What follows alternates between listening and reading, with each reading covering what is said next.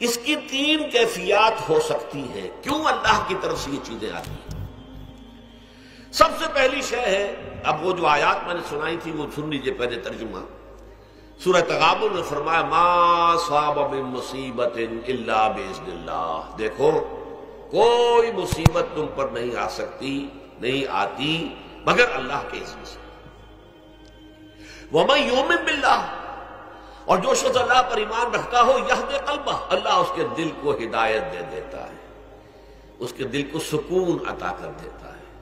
وہ راضی برضائے رب ہو جاتا ہے، اس میں شکوہ نہیں رہتا، اس میں شکایت نہیں ہوتی، اس میں تلخی نہیں ہوتی. کیوں ہو گیا، کیسے ہو گیا، کیوں ہو گیا، نہیں ہونا چاہیے، نہیں دیتے.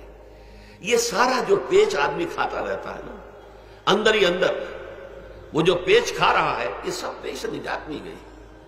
برو کشید سے پیچا کہ ہستمود مرا، کہ اقدہا کے مقام رضا کشود مرا. یہ پیچ کھانا جو ہے، پیچا کے ہستمود، اس سے اللہ تعالیٰ نے مجھے نجات دے دی ہے مقام رضا کے ذریعے سے. کتنے بڑے بڑے عقدے میرے حل ہو گئے اس مقام رضا سے. کہ اقدہا کہ مقام رضا کشود میرا، میرے تو بہت سے عقدے اس سے حل ہو گئے. اس حوالے سے ایک موٹی بات تو یہ ہو گئی، لیکن اب اس کو تین حصوں میں تقسیم کیجیے. پہلی بات یہ کہ یہ اللہ کی طرف سے آزمائش کے طور پر آتی ہے. آزمائش، میرا بندہ اس پر صبر کرتا ہے یا نہیں، یا میرے خلاف بکواس کرنے پر آمادہ ہو جاتا ہے. اللہ تو ایسا ہے، اللہ نے تو ہم پر کبھی کرم کیا ہی نہیں ہے، اللہ تو ظالم، معاذ اللہ معاذ اللہ معاذ اللہ. کہیں ایسا تو نہیں، میرا بندہ جو ہے تکلیف کو جھیلتا ہے میری وجہ سے، یہ سمجھ کے کہ اللہ کی طرف سے آئی. یہ سب جو ہے یہ بہت بڑی کامیابی ہے اگر انسان کو حاصل ہو جائے. اور اس صبر کے نتیجے میں دو اور باتیں پیدا ہوتی ہیں. یہ مضامین علیحدہ علیحدہ دروس کے اندر آتے رہے ہیں، لیکن آج ایک نئے عنوان کے تحت جمع ہو کر آ رہے ہیں. پہلی بات یہ ہوتی ہے کہ یہ امتحان کا نتیجہ کیا نکلتا ہے کہ آپ نے ایک امتحان پاس کیا تو آپ کے اگلے درجے میں ترقی ہو جاتی ہے. 5ویں کا امتحان پاس کر لیا نا تو 6ٹھی میں جائیں گے. اب 6ٹھی کا امتحان پاس کریں گے تو 7ویں میں جائیں گے. 7ویں کا پاس کریں گے تو 8ویں میں. درجہ بدرجہ انسان کی دینی، ایمانی اور روحانی ترقی کا ذریعہ یہ آزمائش ہوتی ہے.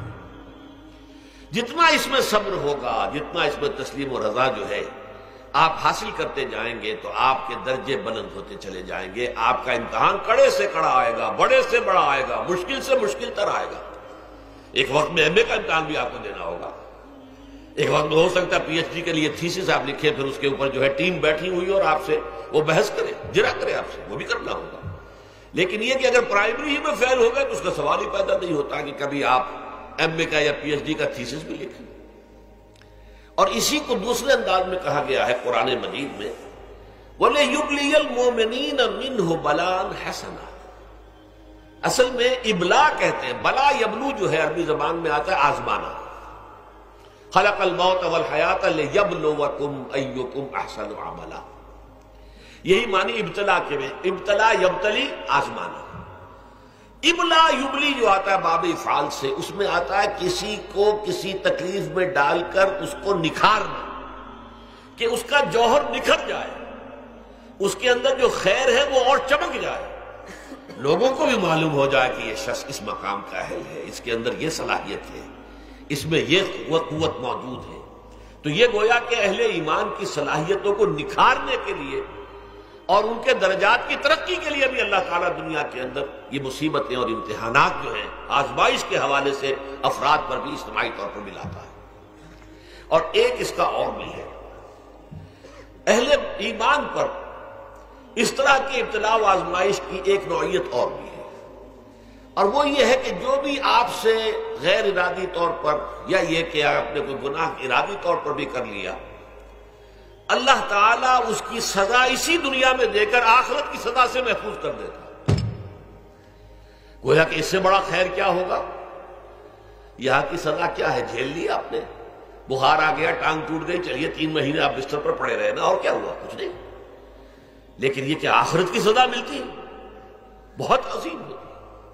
لہذا کفارہ بناتا ہے اللہ تعالیٰ گناہ، ان جو بھی گناہ ہو گئے ہیں، غلطیاں ہو گئی ہیں، ان کا کفارہ اللہ تعالیٰ بندہ مومن کے لیے، حضور کی ایک حدیث ہے، اس کا متن مجھے اس وقت یاد نہیں ہے، کہ مومن کا معاملہ عجیب ہے، اسے کوئی تکلیف پہنچتی ہے صبر کرتا ہے، وہ اس کے گناہوں کا کفارہ بن جاتا ہے، اور اگر کوئی خوبی ملتی ہے تو اللہ تعالیٰ کا شکر ادا کرتا ہے، اس کے درجات بلند ہو جاتے ہیں۔ تو یہ معاملہ جو ہے اللہ تعالیٰ کی طرف سے بندہ مومن کے حق میں خیر، کہ در حقیقت اس کے ان گناہوں کی پاداش کہ جو اس نے یہاں کر لیے ہیں یہی دنیا میں دے کر دھو دیا جائے، پاک کر دیا جائے۔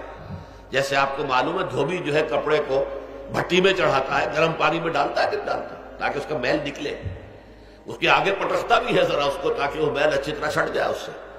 اسی طرح اگر دنیا میں ہمارے میل چھٹ جائیں، دنیا میں اگر ہمارے گناہ دھل جائیں، تو یہ بڑے نفع کا سودا ہے، بڑے نفع کا سودا ہے، بڑے نفع کا سودا ہے۔ اس اعتبار سے آپ غور کیجئے کہ اگر یہ حقائق ہمارے سامنے رہے تو کیا کوئی تکلیف دنیا کی ہمیں بھاری محسوس ہوگی؟